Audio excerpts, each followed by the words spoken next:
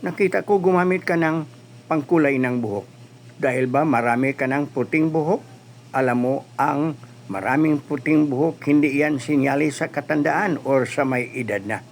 Ito ay sinyalis na mayroong humihina na mga ugat sa buhok mo.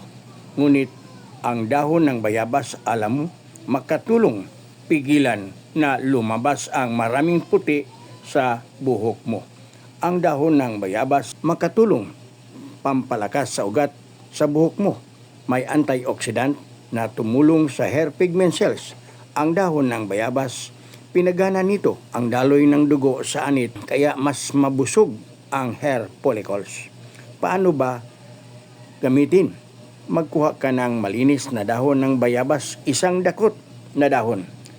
Pakuluan mo ng 10 to 15 minutes, pagkatapos palamigin mo at gamitin mo huling pangbanlaw sa buhok mo. Hayaan mo ng mga 20 minutes bago mo banlawan. Gawin mo ito 3 beses sa isang linggo.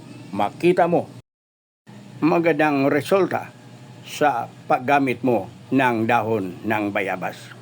Hindi ito haka-haka ang content ko. May basihan.